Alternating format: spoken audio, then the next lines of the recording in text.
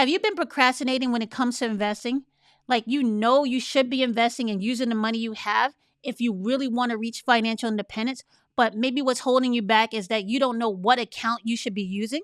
And right now, you're just using that money to pay off credit cards or park it in a savings account. Well, today, we're going to help solve that problem for you.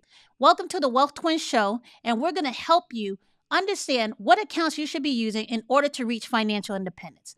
I'm Nadia. And I'm Nicole, and we are the Wealth Twins. So, Nadia, I think we should start off with maybe talking about the different types of accounts in like buckets, because I think that'll be the easiest way to describe these accounts because they're multiple investment accounts. Okay. Anyone can open it and for what purposes. So, I think the best way to do this would be bucket the accounts and then also talk about the purposes, right? Now, when it comes to type of investment accounts, I think there's mainly three types of buckets that we could lump these accounts in. The first Mm-hmm. I would call cushion accounts. The second type of accounts I would call purpose driven accounts. And the third type of accounts I would call life design accounts. Now, these are our names for them, and you're not going to find this in any other video. So, let me explain to you what these types of accounts are. So, first off, let's talk about cushion accounts. These are accounts that are for like life happens and also emergency. So, we're going to talk investment accounts such as savings accounts, right? That's account where you're putting money in to mainly protect it, but also you're going to get some interest on it. Another type of cushion account would be not just for emergency savings, but a high yield savings account where you're just putting that money in for maybe your day to day so you don't creep back into using a credit card whenever you need it. Okay. And the last, but my least favorite out of the cushion accounts would be actually not the last. You have a cash account, which you can use when you're not ready to invest in actual securities, but you have an investment account just where you can park some money in. That's called a cash account. And then the last, and probably my least favorite out of these cushion accounts that I call, would be a CD account. The reason why it's not my favorite account is because this account actually provides you with the least amount of liquidity, which means this account will lock up your money for a certain period of time in exchange for a rate, but that rate might be higher than you normally would get. But they're locking up your money for a certain period of time. So therefore, that's the least out of my favorites when it comes to these type of cushion accounts that are meant to just handle life happen events, emergencies, and also stop you from using your credit card. What do you think, Nadia? I agree with that. I also would add in a money market account to that. Now, when people watching this, they may think, oh, these are all different kinds of savings accounts. They kind of are, but the purpose of these accounts are to help you maintain the money that you have in there. And then the investments that those companies use when they're holding your money there is just for you to gain interest on your money. You're not really risking your money. This is more for you to protect your money so you can use these and have easy access to the cash in that account. That's why we call these cushion accounts or life happens accounts, because you have easier access to your money and you know that money is relatively safe there and you're just looking to build interest on it. But your primary goal is to make sure that money is there when you need it. Now, it's a little different when it comes to CDs because if you grab that money out before the term of that CD is over, you're going to pay a penalty most likely on that. That's the reason why Nicole and I both are not big fans of CDs, but it is an investment account for people who want to have a bit of a higher interest paid on the money that they have in that account. But it does lock up your money, so you don't have the ease of access to that account as you would with the other accounts we had labeled under cushion accounts. Now, if we're looking at the next set of accounts, when we say purpose driven accounts, these are things when you have a specific goal in mind. For example, I would think of an account that would fall under the purpose driven account as accounts for retirement, accounts for education, accounts for saving for your children to help them build wealth, and maybe accounts for medical. So when I think about retirement accounts under purpose driven, the purpose for that particular account is for you to save for retirement. And you're getting benefits with having that account used for that purpose because those accounts are not taxed as the money is going into that account. So if you look at retirement accounts, you have a wide range of retirement accounts that would fit under that. You have IRAs, you have a Roth IRA, you have a 401k, you have 403b. There's a bunch of different accounts that you have for retirement purposes. Now, when we're looking at accounts for education, those are accounts that are specifically used for you to save money for the purpose of being able to fund an education. that is the education for a child in your life, be it your child or someone else's, right? So those accounts would be like a 529 plan or a Coverdell plan. Those are accounts that are specific for educational purposes. When we look at other accounts like medical, I think the only one that falls in that category probably would be an HSA. Nicole, you have any other ones that may be included in that purpose driven, goal oriented kind of bucket when it comes to Yeah. accounts? I would say custodial accounts outside of so a custodial account is investing for a minor, and I Yes. would say you can invest for a minor for other reasons besides education, but it still is a purpose. You're investing for the purpose of setting up your child for the future in terms of investing. Hmm. So that would be another type of investment account I would say that would fall under these purpose-driven account. And the HSA that actually stands for the Health Savings Account, and that purpose-driven account is for you to help pay for health expenses. But if you wait on to it for a long enough, hold on to it for a long enough time, and you keep those investments growing, that actually turns into an account that you could use for retirement purposes. So anytime you use an account for a specific purpose, we're calling those purpose-driven account. You're going there with eyes wide open for a specific purpose, and you're using it to actually fund a specific type of goal that's probably in the future and something that you really want to make sure your base is covered for. Now, the third type of accounts that we wanted to talk about is what we call the life design accounts. These are probably the most fun and probably where you get to exercise the most options and take on more risk if you want. But these are the accounts that really, once you have the other accounts in place, because if we're talking about investment accounts for financial independence, you want to have the cushion accounts and the purpose driven accounts already in place, because when you move on to these life design accounts, if you don't have those other accounts in place already, life can really happen and it will force you to take money out of these life design accounts and actually start putting it into the other accounts. So we want to make sure we're covered before we start having fun. Now, what I mean by a life design account would be something like anything that you want for your dreams and wishes, which is if you want to buy a home, if you want to pay for a dream vacation, if you want to just, you know, take time off, you want an account that's going to help you do that. And you want something more than just, you can use that a savings account for that purpose. But depending on how far in advance you're saving for that specific goal, you might want to go into another type of account, which is a taxable brokerage account. So, Nadi, would you like to tell them how a taxable brokerage account can actually help them design their life? Well, when I think about taxable brokerage accounts, I think of it as a way to supercharge your savings. Now, the money that I would put into this account it's none of the money I would need to maintain my current lifestyle, right? But this is money that I'm putting away for the objective of growing and being able to grow my money faster than I could in a savings account. And it's not for any other reason than I'm trying to build wealth or I'm trying to pursue a specific purpose that's outside of a particularly long-term goal like retirement or a child's education, right? So when it comes to a brokerage account, you have a lot more options to invest. And then when I say options, I mean the range or the variety of investments that you can invest your money into and purchase with your money in a brokerage account. The other accounts that we had mentioned before, especially in the purpose driven accounts, many times you have a limited amount of securities you can buy for the money that you're putting in there, right? When it comes to a brokerage account, you have a wider range of securities that you can invest in. So think about ETFs, think about stocks, think about bonds. You have a lot more options where you can place your money in that account, giving you more options in order to grow your money faster. Now, when you have more options to invest your money in, you also have larger risks when it comes to growing that money. So that money can either grow or it can either decrease too. That's why we're saying this money is separate from the money that you would place in your cushion accounts. This is money you can afford to lose, but your objective is to grow the money. You could be a Exactly. I was little going to say riskier. that this is money that you can afford to Exactly. lose. That's why we're saying you need these on top of having your cushion accounts, because if you don't have those cushion accounts, you're going to be more likely to pull the money out of that account because you won't be able to deal with the volatility that happens in the market on a short term basis, right? So, like I said, when it comes to a brokerage account, think of it having more possibilities for you to grow your money in terms of the variety of securities that you're able to buy with the money that you place into this account. I would also say the reason why you want a taxable brokerage account is because there's limitations on the other accounts, not Yeah. just with the options Yeah. that you True. can actually use, because not many plans are going to allow you to have single stock companies that you can buy I in don't your think any retirement really. accounts and in those accounts. But then on top of that, there's limits as to how much you can actually put into those accounts because they're tax advantage accounts and because they're for a specific purpose in the future that will give you some type of benefit.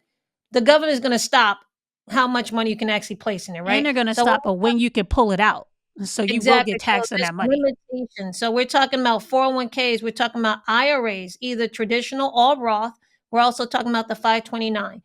Not only can you not invest in anything you want, you also can't invest as much as you want because with a 401k, which is a sponsored retirement account, you can invest up to a certain amount, pull out a certain amount of money, put into that account, and your employer might even match that money. But Mhm. at the end of the day, the government says because it's a tax advantage account, I'm not going to allow you to put more than like say 20 something thousand in there. Whereas when it's a taxable brokerage account, you could put as much money as your heart desires into that account because the government says, okay, on this account, whatever you make in this account, I'm going to tax you on. Okay. So with that, they're like, fine, the more you make, the more we get.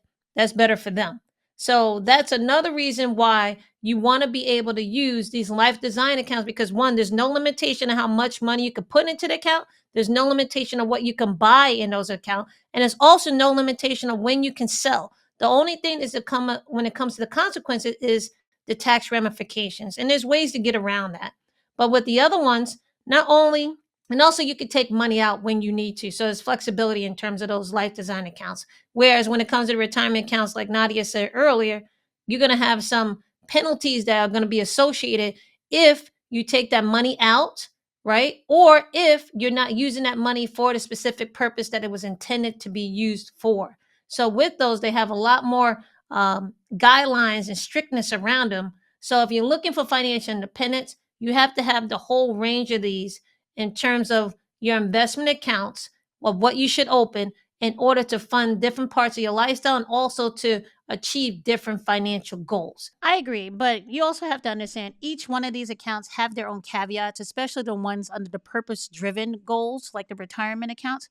Like an IRA, you can invest in a wider range of securities too, but like we said, there's limitations. There's limitations on the amount of money you can put in, there's limitations on when you can pull that money out, and they may give you some leeway of when you're using what you're using that money for in order to like maybe sometimes with a 401k or IRA, you could take money out to buy a first home or an emergency withdrawal on that account. So there are caveats, but we're trying to keep this very general so you understand. But when it comes to building financial independence, you have to have money in each one of these buckets. You can't rely on just your retirement accounts. Your retirement accounts that you're putting your money into is not going to be enough for you to be able to reach financial independence because of the limitations placed on these accounts. These accounts are not made for financial independence. They're made for specific purposes. If your goal is financial independence, depending on when you start, you're going to need all of these accounts. Now, if we're looking at people who want to reach financial independence, it could take you a long time, but it is possible for you to do in a shorter period of time, but it all depends on how much money you're going to be investing at that time. I agree. Now, when it comes to most of the people we talk to, when they write us questions, they always tell us most of them usually have a retirement account. So I think many people have that already. Yeah. A lot want to invest for their children, and they a lot of times already have a savings account. Now, the amount of emergency savings they have in it might not be ideal, but they usually always have an emergency savings. But the one that causing the most hesitancy and the one they actually know they need the most because they're mainly interested in designing their life is the brokerage accounts, right? So with that, I definitely think if your goal is financial independence, these are the type of accounts that you would need to do and just keep them in the easy buckets that we said. You want your cushion accounts, your purpose driven accounts, and your life design accounts. If you look under those categories and figure out what are the things I need for immediate need to make sure I don't go into credit card debt or any type of debt, Yep. then afterwards, how can I purposely save for the future, right? And And be keep that money intentional growing about that. Be intentional about saving for the future. there. And then three, now that I have those covered, how do I start designing the life I want? Because it's going to take money for you to cover the expenses you're going to have, even when you're financially independent. Mm-hmm. then if you follow that type of plan, you should be good to go. Now, What do you think, Nadia? I, I, I agree with that. Now, but I can say, can you do it faster and can you combine a couple of steps at one time? Yes, because I think depending on how much income you have and depending on how quickly and how much money you can start investing, I think the order of the accounts is not that big of a deal. It's more about what accounts do you have and making sure they're fully funded to the max that you need it. Like save for your cushion accounts. How much money do you need to cover maybe 6 months of um, emergencies and making sure that all your bills and everything are paid for? You're not dipping into credit card usage, right? I frankly like a year worth of emergency savings, but it's up to you. Wow. Whatever makes you comfortable. At I'm a least risk 3 averse. months, guys. At least 3 months. At I'll least give you three at least months. 3 I'm a months. risk averse person. I like to put more money away. And not to say that you can't put money back into those accounts once the other ones are funded, but that's just my point of view. But if you have enough income and you want to supercharge this, you know that your immediate needs are covered and you're not dipping in your credit card and going to debt that way. Fund those investment accounts in your purpose driven categories, those retirement accounts. Max those out. And then go into your brokerage account at the same time. Put that money in there, supercharge that. If you're trying to do it under 10 years, this is what you have to do because you have to compress the time. If you waited to a certain point because you procrastinated and you're saying, man, I want to really get the ball rolling and I have some urgency, you're gonna Yeah, have you to gotta start go dumping all hands money down. in. You gotta go all hands in. Let's go. This money I'm using is for me to reach financial independence. Do I want to do that in 20 years? Do I want to do that in 10 years? Do I want to do that in 5 years? You can compress that timeline. It's just a matter of where you're going to put your money and how you're going to do that. So that's my point of view. I like to say you brought up a point with having a year's worth of savings in your cushion account, right? What if you have more than a year's worth of saving? That's one easy way. Depending on your risk profile, if you have more in your savings than you feel you need for the next 2 or 3 years, maybe you could take some of that out because one, inflation is hurting you, It's eating and your you might money, want right? to move that into another bucket, right? But that's all about your personal risk tolerance, your timeline. So it's not something where we're going to actually tell you exactly what to do. That has to be something that's a decision that you have to I make. agree. Okay.